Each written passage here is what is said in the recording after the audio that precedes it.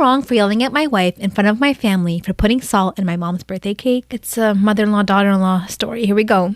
So my wife, 24, is the main cook in the apartment. She cooks whenever we have guests over, and for ages, my mom has been complaining about my wife not adding enough salt in her meals. My wife would take it personally and start a fight over this small comment my mom makes. Okay, anyways, my wife and I hosted dinner weeks ago, and my mom made the same comment about my wife not using enough salt, even though my wife swore she did and said she was careful with salt, but my mom still insisted the food was tasteless. Now the family was divided on this, so we couldn't really decide if my wife really used enough salt. My wife started crying after they left, saying my mom was being deliberate with this salt remark to make her look like a bad cook, but I told her it's not true and she needed to let it go, and she did. Hours later, she forgot about it completely. For my mom's birthday, my wife offered to make the birthday cake, saying she found a really great recipe on a cooking blog. Mom wasn't excited for the idea, but I told my wife to do it, thinking it'd be a nice gesture to help them get past their conflict. We went to my mom's house and brought the cake. During the party, my wife insisted my mom be the first to taste the cake. Mom grabbed a piece, and once she put it in her mouth, she immediately got it out while spitting in the plate. We freaked out and got her some water while she was yelling that there was salt in the cake. I looked at my wife, and she said she had no idea what my mom was talking about. I immediately went to get a piece and taste some and found that it was full of salt. It tasted horribly, absolutely horrible. Still, my wife acted confused, but I told her how effed up it was for her to put salt in the cake. She said that since mom was obsessed with salt, she'd figured she preferred over sugar in her birthday cake. I was flabbergasted. I blew up and berated her in front of my family till she took her bag and went home. My sister said that it was all right and that my wife was probably feeling frustrated and wanted to make a point to my mom. I went home and she refused to speak, except to say that I hurt her by yelling at her and that I should have told mom off when she kept making remarks about her cooking, but I told her she acted childishly and ruined the birthday party and made an unnecessary scene for no reason at all. Now she's acting like the wrong party, but I let her know she has to apologize to mom.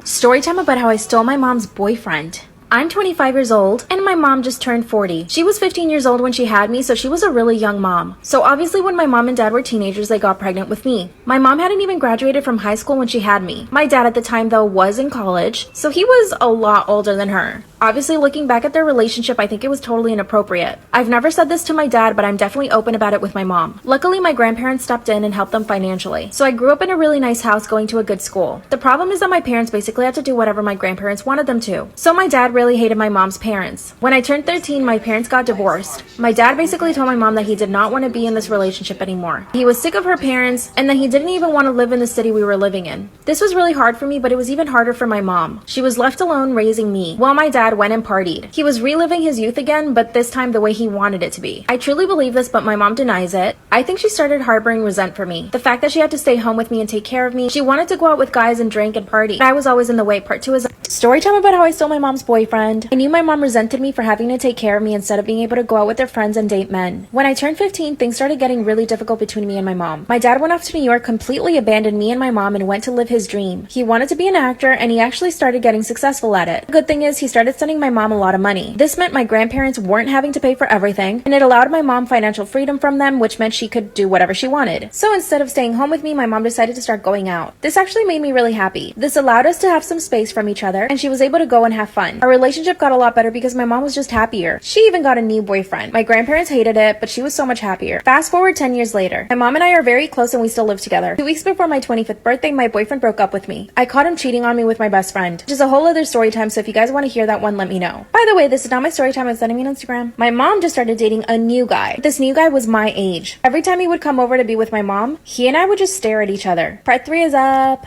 Story time about how I stole my mom's boyfriend. Every time my mom's boyfriend would come over to visit her, he and I would just stare at each other. Like I said, he was my age, and he and I got along really well. Now, nothing happened, and it's not like I was trying to do anything. My mom would talk about him all the time, and I would tell her how happy I was for her, because I really was. But before you jump into the comments to criticize me, remember that my boyfriend had just broken up with me because I caught him cheating with my best friend. It was a struggle to get out of bed every single day. I thought I was gonna marry this man. My mom had an upcoming work trip, and I knew that I was gonna be alone. I told her that I was afraid of being alone, and she said, well, I can have my boyfriend come over and take you out to dinner one day. I said sure, obviously not thinking anything would ever come of it. So one day he asked me if I wanted to go to dinner, and I said yes. We were at dinner for like 4 hours, and it felt like a first date. We talked about so much stuff, and we had so much in common. We ended up having too many drinks, and we both got a little drunk. And when we got in his car, we started making out. That's only happened 2 days ago. Let me clarify, I don't want him. I want him to be with my mom. But now he's telling me that he wants to be with me and my mom. He's asking me to basically not tell my mom that we're hooking up. He wants to stay with her. What should I do? So it turns out my sister was right about my best friend being a snake and plotting on the downfall of my new business. Me and my sister started this makeup business where we do makeup for beauty pageants and weddings. And my best friend Laura, I called her Laura the Libra, she had a business as well. It wasn't in makeup, it was in hair, and I noticed it wasn't so successful. Me and my sister would try to give her tips every now and then to help grow her business. But I noticed she would get a little bit frustrated every time we tried to help her. You know, like little things like, you're a makeup artist, I don't think any tips that you give me are going to help. And the higher and more successful our business got, the less she supported. My sister one day told me, hey, look, I know you don't want to hear this, but sometimes the more successful you become, it threatens other people. Even Laura the Libra. I hate to tell you this, but she's a hater. And I did not want to believe that. I didn't believe it. I would give her money whenever she wasn't booking clients. I would suggest my friends to her, just supporting. So I invite her to the next pageant that we had. We had to do 6 girls, and I wanted each of us to do 2. She's like, with all the makeup tips you give me, I might be able to do this, like for part 2.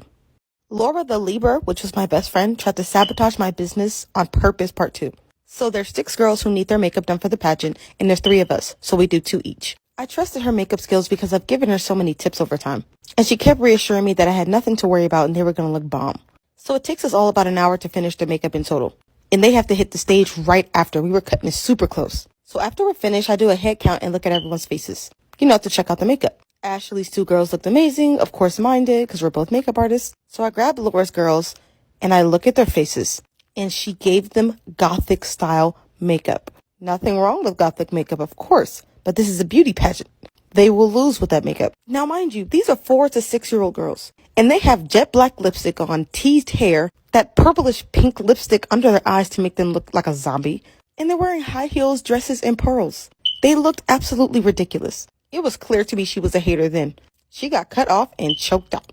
My ex-husband, 35, and I, 33, got separated 7 months ago. We have shared custody of our 14-year-old son. My son struggled to accept the separation and adopt the new normal. I put him in therapy suggested by my brother-in-law, his dad's brother and favorite uncle. I noticed my ex-husband has been coming over a lot to yell at me and start fights about our son, saying stuff like how our son should live with him full time. At first, I had no idea what his problem was until my son told me that he's suspecting his therapist to be giving my ex-husband information about the sessions. Because my ex-husband has brought up many things my son talked about in therapy, but ex was trying to deflect the blame. I did some digging and my son's suspicions have been confirmed. I felt so incredibly violated on his behalf. I went to confront his therapist and he denied, saying that my ex-husband came to him with concerns and basically wanted to know what my son said in the sessions out of concern. I had a big argument with him and told him that I would be reporting him for betraying my son's trust and violating him like that, even though this information was going to his dad, aka family. To me, that's still wrong. Apparently, he, therapist, told my ex-husband about me reporting him, and my ex-husband didn't say anything nor come over to fight with me. However, he must have told my brother-in-law, because my brother-in-law visited and told me that I overreacted, and if I report my son's therapist, then I'll cause more damage because my son's got used to this one. When I pointed out how my ex-husband could have gathered and twisted information to screw me over in custody, he told me that I was doing this for my own selfish reasons. He said that I clearly don't have my son's best interest at heart to think that that's okay. I got mad and told him to leave after he tried to talk to my son into stopping me from reporting his buddy therapist. I yelled at him that clearly he, my ex-husband, and his buddy therapist were in this together. He got offended and called me delusional and walked out. The family is telling me to let it go and just find another therapist instead of reporting.